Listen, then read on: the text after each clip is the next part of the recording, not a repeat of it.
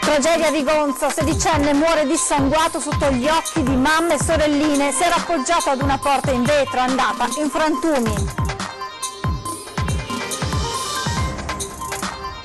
Assurda tragedia anche nel Mantovano, 14enne rimane schiacciato da una panchina monumento in ferro di quasi 8 quintali in un giardino pubblico, frequentava un istituto privato a Verona. 72enne di Marano Valpolicella tenta di sradicare un albero agganciandolo con un cavo al trattore, la grossa pianta crolla e lo travolge uccidendolo. Stop ai fondi per le periferie, martedì il vertice dei sindaci dei comuni capoluogo, il primo cittadino di Padova Giordani, sono pronto a fare causa allo Stato.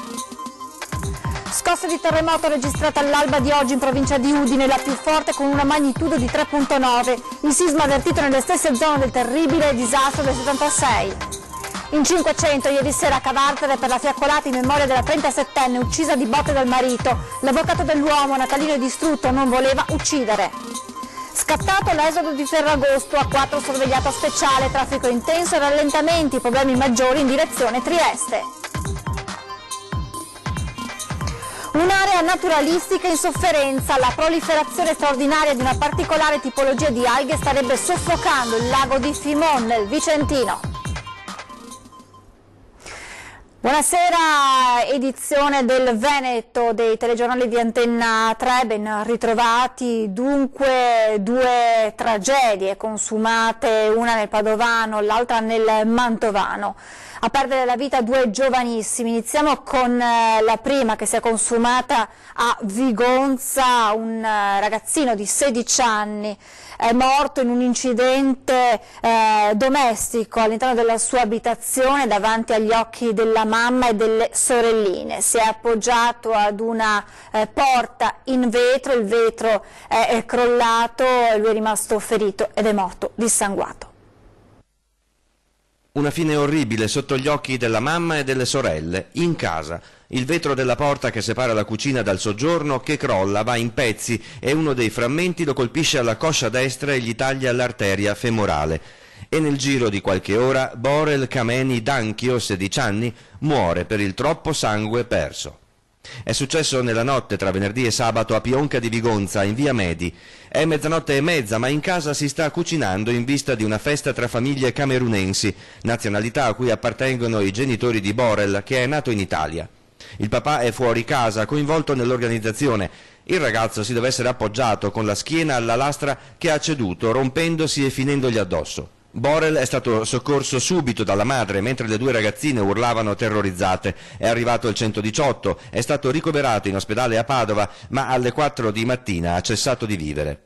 Un bel ragazzo alto e atletico che frequentava il liceo Curiel a Padova, calciatore nelle file dell'Albignasego, vittima di un incidente domestico incredibile che lascia senza parole la comunità del Camerun da decenni integrata nel territorio e quella di tutta Vigonza. Come detto, un'altra tragedia assurda accaduta nel Mantovano, vittima anche questa volta un ragazzino, questo di 14 anni, che è rimasto schiacciato da una panchina monumento in ferro di quasi 8 quintali in un giardino pubblico. Il giovane frequentava un istituto privato nel Veronese. Morire a 14 anni nel modo più assurdo mentre si gioca in un giardino pubblico, perché non puoi pensare che quella strana panchina girevole, che assomiglia più a un monumento che a un posto dove sedersi vista la mole della struttura, possa caderti addosso, travolgendoti con i suoi 8 quintali. Eppure è successo proprio questo in una serata d'agosto a Casteldario, nel Mantovano. La notizia della morte di Matteo Pedrazzoli, 14 anni appena, è rimbalzata subito a Verona, dove il ragazzino frequentava l'istituto privato Alle Stimate. E nei social si sono riversati il dolore, la rabbia, l'incredulità. Secondo le prime informazioni il ragazzino era nei pressi della struttura, un elemento di arredo urbano del peso di circa 8 quintali, da poco inaugurato e montato su un piedistallo girevole, quando improvvisamente, sotto le sollecitazioni dei giovanissimi che la facevano girare, è crollata travolgendola davanti agli occhi dei suoi coetanei. Tutti i ragazzini hanno fatto in tempo a spostarsi, Matteo no. Spaventatissimi sono corsi alla vicina festa dell'Avis per chiedere aiuto. Una decina di persone sono intervenute e sono riuscite tutte insieme a sollevare la struttura, ma per Matteo purtroppo non c'era nulla da fare. Il corpo dell'adolescente ora è all'obitorio dell'ospedale Carlo Poma di Mantova, a disposizione dell'autorità giudiziaria che ha predisposto l'autopsia. Sotto accusa la sicurezza dell'area pubblica. Sembra che in paese qualcuno avesse già avanzato dubbi sulla sicurezza della struttura. Restiamo nel Veronese con un altro drammatico incidente accaduto questa mattina a Marano di Valpolicella. Un uomo di 72 anni stava cercando di sradicare un albero. Per fare questo aveva agganciato con un cavo la grossa pianta al suo trattore, che aveva poi iniziato a guidare per togliere l'albero, ma all'improvviso questo ha colpito l'anziano uccidendolo sul colpo. Sul posto sono intervenuti i carabinieri della compagnia di Caprino Veronese e i tecnici dello Spisal di Valeggio sul Mincio dell'USL 9 Scaligera. Ultima pagina, siamo alla politica, pronto a fare causa al governo. Stiamo parlando del sindaco di Padova Sergio Giordani, il braccio di ferro con il premier Conte per riottenere 18 milioni di euro per le opere pubbliche della città. È appena agli inizi, dice il primo cittadino. Martedì 14 Giordani sarà a Venezia con i colleghi dei capoluoghi veneti per far fronte comune al problema causato da Roma con il congelamento dei fondi dedicati alle periferie. Sono pronto a fare causa al governo io, non ho problemi. Tanto è un contratto firmato, vinco, non c'è problema. No, insomma, sono tutti d'accordo ad andare. Io sono convinto che alla fine però il buon senso deve riaffiorare e far sì che diano i soldi. I soldi sono 18 milioni per opere pubbliche già progettate e avviate alle gare d'appalto che il governo ha congelato per Padova e per tutti i capoluoghi di provincia italiani. Giordani è pronto alla battaglia legale. Ho firmato un contratto con lo Stato deve darmi i soldi, non so niente da fare. Quei soldi serviranno, ricorda Giordani, a trasformare Piazzale Boschetti in un parco, al risanamento delle mura e del Castello Carrarese, all'acquisto di 250 telecamere di sorveglianza e al risanamento di alcune scuole. Io sono pronto a fare qualsiasi azione, parlo, e penso che anche gli altri. Io ho un vantaggio, no? Colore politico, a me interessa la mia città. Il sindaco ha ordinato agli uffici tecnici di andare avanti spediti anche ad agosto con le procedure che porteranno ai bandi di gara d'appalto per i lavori, così da blindarne la realizzazione e il finanziamento. Intanto, insieme ai colleghi sindaci degli altri 6 capoluoghi veneti, il sindaco di Padova si troverà martedì prossimo a Venezia per affrontare insieme la battaglia. Il sindaco di Venezia mi ha chiamato l'altro giorno, siamo decisi a vederci tutti quanti a Venezia il giorno 14. Per fare fronte comune, perché, ripeto, non è colore politico, questi sono soldi di cittadini che devono essere dati. E martedì a Venezia ci sarà anche il sindaco di Treviso, Mario Conte, che porterà le rassicurazioni ricevute dal vice ministro all'economia sulle disponibilità concesse dal governo ai comuni. Tagli del milleproroghe, i sindaci fanno fronte comune contro il congelamento dei fondi per le periferie, anche se all'interno proprio di quel fronte convivono posizioni più o meno dure nei confronti del governo, che emergeranno nel corso dell'incontro convocato a Venezia da Luigi Brugnaro. Martedì ci incontriamo con gli altri sindaci di capoluogo semplicemente per portare al tavolo tutte le nostre progettualità, per far capire al governo che comunque indipendentemente dalle scelte politiche fatte dalle amministrazioni i progetti sono seri e sono validi, a differenza di altre realtà del nostro territorio nazionale che magari sono discutibili. Quindi chiederemo in modo civile e in modo responsabile di affrontare il tema in base alle progettualità e quindi di sbloccare questi fondi e di trovare delle soluzioni alternative. Il leghista Conte metterà sul tavolo anche le rassicurazioni avute telefonicamente da Massimo Garavaglia. Il vice ministro mi ha rassicurato sul fatto che verranno sbloccati i fondi che di fatto sono dei comuni ma ad oggi sono bloccati, quindi i famosi avanzi di bilancio potranno essere spesi a partire dal 1° gennaio. Credo che questa sia un'iniziativa sicuramente positiva non solo per il comune di Treviso ma anche per tutti quei comuni minori del territorio che molte volte si trovano bloccati negli investimenti perché non hanno la possibilità di spendere gli avanzi di bilancio, quindi questo è positivo. Tra l'altro il Vice Ministro mi diceva che i fondi legati al bando periferie sono soltanto congelati e spostati fra 2 anni, ma stanno analizzando tutte quelle progettualità che soprattutto nelle regioni del sud sono molto ambigue e molto discutibili. Progetti finanziabili dunque a partire da gennaio con l'avanzo di bilancio. Nel frattempo, ribadisce il sindaco, si potrebbe approfittare dei prossimi mesi per rivedere priorità e modalità di intervento che non convincono la nuova amministrazione. C'è una pista ciclopedonale che sicuramente non è una delle priorità, ci sono alcuni interventi legati ad alcuni impianti sportivi, non mi riferisco alle acquette ma a altri parcheggi che secondo me possono essere rivisti e quei soldi essere destinati per esempio al rifacimento di marciapiedi piuttosto che alla manutenzione di strade, piuttosto che al completamento di alcune linee fognarie anche nei quartieri. Scossa di terremoto all'alba di oggi avvertita in Friuli, in provincia di Udine, proprio colpite le stesse zone devastate dal terribile sisma del 1976. Il pensiero è andato subito al terremoto del 1976, quando quelle stesse zone conobbero distruzione e morte. Il Friuli torna a tremare. All'alba un sisma di magnitudo 3.9 è stato registrato a 5 km da Cavazzo Carnico, in provincia di Udine. Alcuni minuti prima era stata registrata nella stessa zona una scossa di magnitudo 3.0. Poi ne è stata rilevata un'altra di 2.3. Una ventina almeno le scosse di assestamento rilevate nell'arco di un'ora, l'ultima, quella delle 6.52 di magnitudo 2.7. Il terremoto è stato avvertito chiaramente dalla popolazione, decine le telefonate giunte ai vigili del fuoco e alla protezione civile, ma la paura è stata contenuta, nessuno è sceso in strada. Non si registrano al momento feriti né danni alle strutture, ma la tensione resta molto elevata proprio perché si tratta di una zona altamente sismica. Erano 500 ieri sera a Cavarzere per la fiaccolata in ricordo di Mayla Beccarello, uccisa a botte. Uomini, tantissime donne, intere famiglie con i bimbi in passeggino. Erano in 500 ieri sera a Cavarzere per dire no ai femminicidi e per ricordare Mayla Beccarello, la donna uccisa a botte. In carcere per la sua morte c'è il marito, Natalino Boscolo. Un corteo silenzioso, in mano una candela e al polso un fiocco rosso, simbolo della lotta contro la violenza sulle donne. E come recitava lo striscione portato da 4 donne e che apriva il corteo, la fiaccolata di Cavarzere ha voluto lanciare un unico messaggio: stop alla violenza. Il senso è duplice. Da una parte naturalmente come comunità ci associamo e ci abbracciamo la famiglia di Mayla per quello che è successo, per il triste evento. Dall'altra parte invece mettiamo l'accento a un problema che è un problema che persiste non solo nel nostro territorio ma nell'intero territorio nazionale, anzi mondiale, che è quello della violenza contro le donne. Questo può servire, spero possa servire come segnale perché questo non possa più succedere.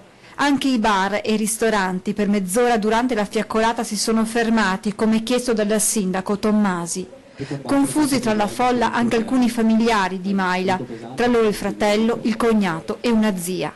Ma è un intero paese ad essere sceso tra le vie di Cavarzere per dire alle donne di chiedere aiuto, di non aver paura. Un messaggio lanciato dal palco anche dalla responsabile di un'associazione che aiuta le donne vittime di violenza. Il nostro centro appunto è a disposizione di tutte le donne che anche solo pensano di vivere una situazione di violenza. Siamo a piena disposizione in questo senso.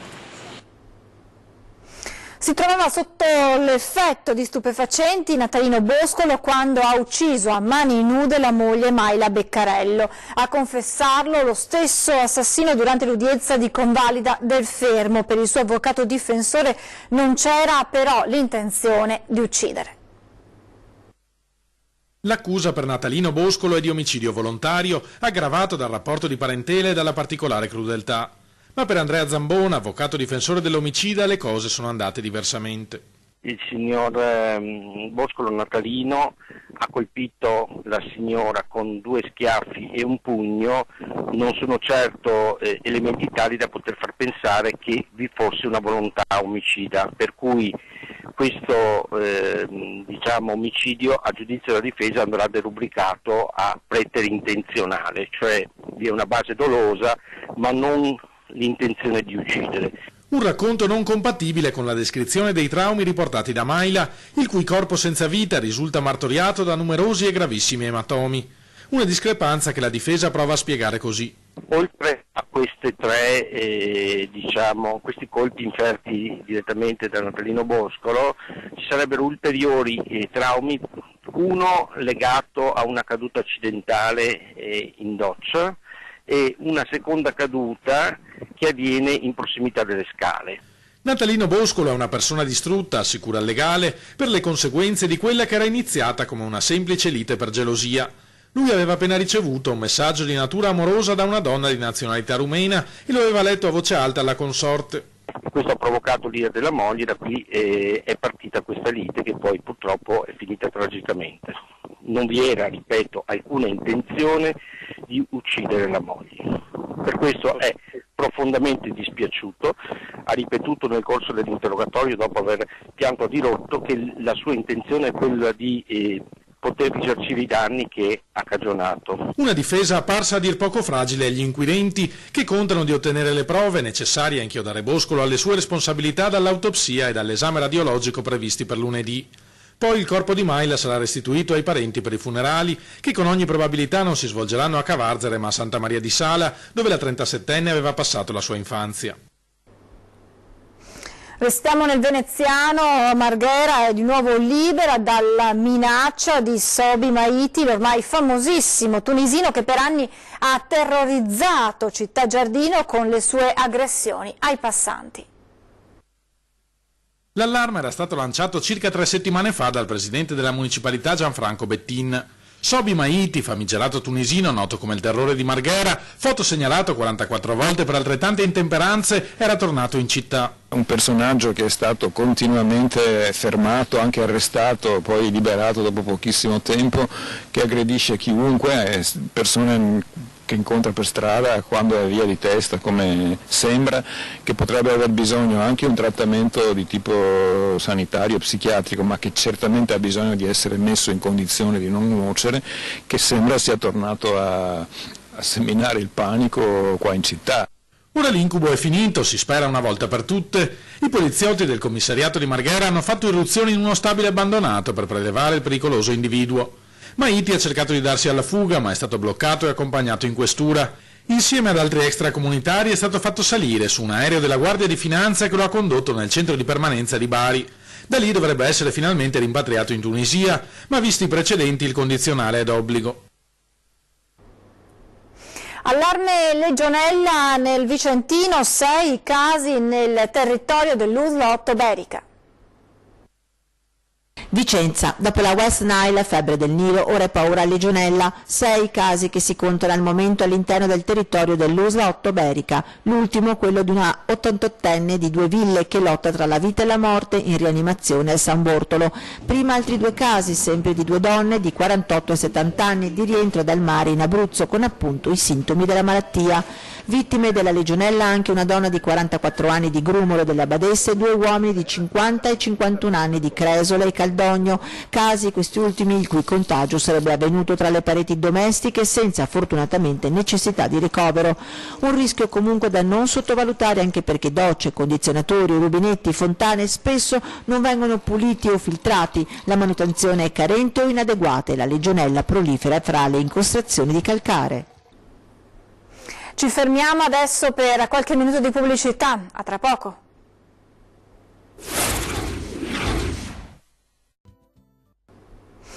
Di nuovo in diretta, esodo in vista del ponte di Ferragosto, è immutata da questa mattina presto la situazione della viabilità sulla A4 Trieste-Venezia, il traffico che già durante la notte è stato molto sostenuto senza mai calare se non per un paio d'ore tra le 8 e le 10 è molto intenso e le code a fisarmonica si distribuiscono in più punti dell'asse autostradale. Alle 14 le code in uscita Trieste-Lisert erano di 3 km e code si registravano lungo lungo tutto il tratto San Donà e San Giorgio, con qualche congestione in tratti diversi.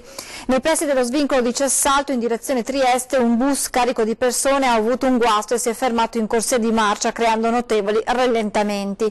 I mezzi di autovia sono riusciti a spostarlo in sicurezza in attesa del carro attrezzi. I flussi non dovrebbero aumentare ulteriormente, ma la situazione non si alleggerirà prima della serata. Dunque traffico per il ponte di Ferragosto che si annuncia baciato dal sole.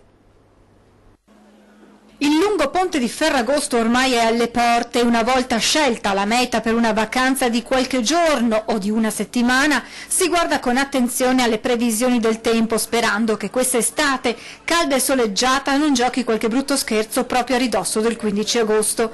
Ma niente paura, perché se l'inizio della prossima settimana sarà caratterizzato da un po' di instabilità, l'anticiclone tornerà protagonista proprio per Ferragosto. Prevediamo in prevalenza cielo sereno. Naturalmente siamo in estate, quindi dobbiamo mettere in bilancio il pomeriggio la solita attività cumuliforme, più intensa naturalmente sui rilievi, meno intensa in pianura. Qualche velatura anche nelle prime ore del mattino, ma si tratta comunque di fenomeni innocui che non rovineranno i programmi dei vacanzieri.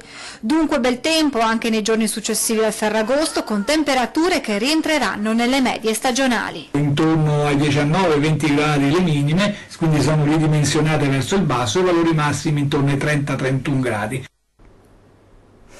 Famiglia si cambia, non più genitore 1 e genitore 2 nei documenti, ma si torna alla dizione madre e padre. La decisione del ministro degli interni Matteo Salvini. Nella Cattolica Vicentina i cittadini si dividono sulla decisione.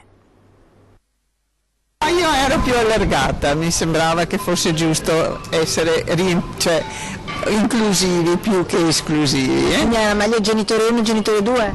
Sì, secondo me sì, era più elastico. Genitore che ti cresce, quindi sono d'accordo con genitore 1, genitore 2, non madre e padre, perché sono comunque etichette che al giorno d'oggi basta che siano i buoni genitori, poi se sono 2 o 2 proprio per me non conta. Sono assolutamente contrario, andiamo indietro invece che avanti. Quindi era meglio rimanere con una forma più anonima? Assolutamente sì. Questo, come dire, le motivazioni di questo sono molteplici e sono ampiamente dimostrate da tutta la comunità scientifica. Si torna all'addizione madre-padre, non più genitore 1 e genitore 2, cosa ne pensa? Che è una cosa valida. Era giusto, era tempo? Sì, bene tornare alle vecchie abitudini. Perché dice? E la famiglia è formata da un padre e una madre. Meglio forse quella di genitore, punto. Senza distinzione madre-padre? O genitore 1 e genitore 2 è sempre genitore? Esatto, sempre genitore. Sono molto contenta di questa cosa. Ieri quando ho sentito la notizia mi ha molto rallegrato. Non per discriminazione nei confronti di un uomo o di una donna, ma in una famiglia per me ci devono essere un padre e una madre. Quando si parla di genitori qualcuno che genera, se non genera non è un genitore. Ma è madre, padre, cioè proprio come edizione, come forma? Beh, a me cioè padre e madre? Padre e madre fa parte della natura. Restiamo nel Vicentino, andiamo in un luogo molto caro proprio ai vicentini, stiamo parlando del lago di Fimon, un'area naturalistica dove la proliferazione straordinaria di una particolare tipologia di alghe starebbe soffocando le acque del lago.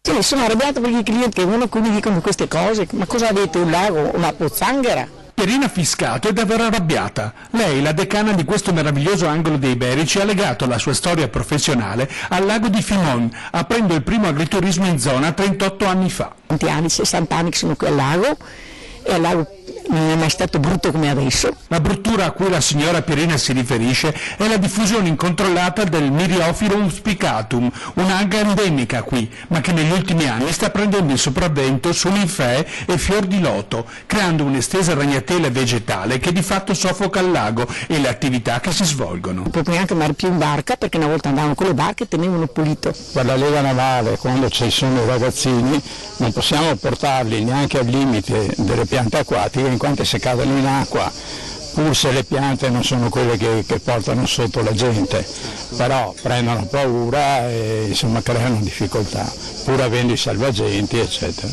Cosa è accaduto dunque in questi ultimi anni? Un indizio viene suggerito in un volantino comparso recentemente a firma Gli Amici del Lago di Fimont, indicando nella pesca intensiva della carpa un presunto colpevole. Questa particolare tipologia di pesca avrebbe alterato la quantità di nutrienti nell'acqua, un eccesso della cosiddetta pasturazione. 2,25 kg per 30 piazzole fanno circa 70 kg. 70 kg utilizzando il lago 10 giorni in un mese fanno 700 kg, quindi sono 7 quintali. Faccia conto, in un anno diventano 70 quintali considerando i 10 mesi. Abbiamo provato subito a sentire a riguardo l'opinione di qualche pescatore, senza molto successo però. Mi astengo dal parlare. Una volta andavano a nuotare, c'era il pesce, si poteva mangiare, adesso non può più neanche mangiare il pesce che è dentro. È una vergogna, questa è una perla per la città, per le famiglie, non è un parco divertimenti. Le domande aperte restano molte, ci impegniamo quindi ad approfondire l'argomento nei prossimi giorni. Ci fermiamo qui con le notizie dal Veneto, vi lascio le previsioni del tempo, grazie per averci seguito, buon fine settimana a tutti.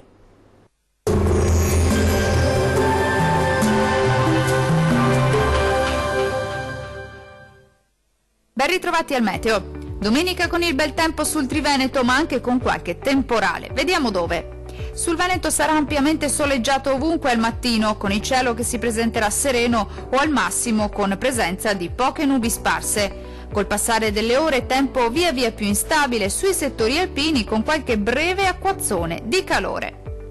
Temperature minime tra 19 e 23 gradi. Valori massimi compresi invece tra 28 e 32 gradi circa. Spostiamoci ora a vedere che tempo farà sul Friuli Venezia Giulia. Poche novità, anche sulla nostra regione il tempo sarà asciutto e stabile, con ampio soleggiamento su tutti i settori, specie al mattino. Poi qualche temporale sarà possibile sui rilievi, cielo sempre sereno o poco nuvoloso altrove. Temperature minime tra 21 e 22 gradi. Valori massimi oscillanti invece tra 30 e 33 gradi circa. Infine la situazione meteorologica del Trentino Alto Adige. Al mattino sarà instabile con qualche piovasco solamente sui settori alpini di confine, più asciutto e soleggiato invece altrove. Col passare delle ore peggiorerà ovunque con temporali in estensione un po' tutta la nostra regione. Temperature minime intorno ai 19 gradi. Valori massimi compresi invece tra 29 e 32 gradi circa. Dal meteo di Antena 3 è tutto, arrivederci.